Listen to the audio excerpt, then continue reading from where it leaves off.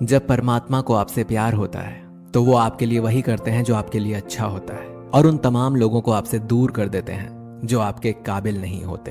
अपनी समस्याओं को कभी किसी के साथ साझा ना करिए, क्योंकि 80% लोग आपकी उन समस्याओं की परवाह नहीं करते और उनमें से 20% लोग खुश हो जाएंगे कि आपके पास ये समस्या है। मौन और मुस्कान ये दो शक्तिशाली उपकरण हैं। मौन कई समस्याओं को हल करने का तरीका है और मुस्कान कई समस्याओं से बचने का। जो इंसान धोखा खाने और दुख मिलने के बाद भी गलत रास्ते पर नहीं जाता और ईमानदारी से अपना कार्य करता है, ऐसा इंसान भगवान को सबसे प्रिय है। जीवन में कभी निराश मत होना, क्या पता कल ही वो दिन हो जिसका तुम्हें बरसों से इंतजार था। समझदार व्यक्ति जब संबंध निभाने बंद कर दे तो समझ लो कि उसके आत्मसम्मान को कहीं ना कहीं ठेस पहुंची है। व्यक्ति जो चाहे बन सकता है अगर वो ध्यान लगाकर इच्छित वस्तु का चिंतन करे और उसके लिए लगातार मेहनत करे। बुद्धि को छोड़कर भावनाओं में बहने वाले जीवन में मूर्ख बनकर रह जाते हैं, क्योंकि भावनाएं ज्यादातर हमें बेतुकी चीजों की ओर खींचती है। इसीलिए बुद्धि के हिसाब से काम करें, भावनाओं के हिसाब से नहीं। अपनी प्रार्थना और अपने कर्मों पर विश्वास रखिए। भगवान आपको वो सब देगा जो हर हाल में आपका है। अगर अकेलापन है तो उसे एक वरदान समझो, क्योंकि परमात्मा ने तुम्हें खुद में सुधार लाने का थोड़ा अधिक समय दे दिया है। तुमने खुद को कमजोर मान रखा है, वरना तुम जो कर सकते हो ना वो कोई दूसरा नहीं कर सकता।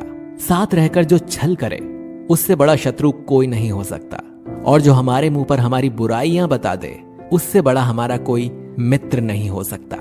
सपना एक देखोगे, 1000 मुश्किलें आएंगी, लेकिन वो मंजर बड़ा खूबसूरत होगा जब कामयाबी शोर मचाएगी। सहारे इंसान को खोखला कर देते हैं और उम्मीदें कमजोर कर देती हैं। अपनी ताकत के बल पर जीना शुरू कीजिए। आपका खुद से अच्छा साथी और हमदर्द कोई और नहीं हो सकता।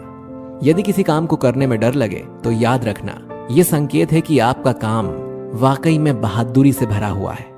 जिससे भी प्रेम करो उसको कभी पूरी तरह से मत बताओ कि मैं आपसे प्रेम करता हूं या करती हूं। सामने वाले को जिस दिन समझ आ गया कि तुम उससे गहन प्रेम करते हो, उसी दिन से वो उस रिश्ते में जरा सी भी कोशिश करना भी बंद कर देगा और सिर्फ तुम्हारा फायदा उठाएगा।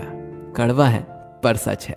सच्चा प्रेम आपकी इज्जत की धज्जियां उड़ा देगा, आपको आपके घुटनों पर ले आएगा। लेकिन जब आप टूटेंगे तो आपको एक असीम आनंद और ज्ञान की अनुभूति होगी। तो अगर पहले दर्द झेलने की हिम्मत हो तो ही किसी से दिल लगाएं, वरना ना लगाएं। एक बार अर्जुन ने श्री कृष्ण से पूछा, केशव तुम्हारे सबसे नजदीक कौन है?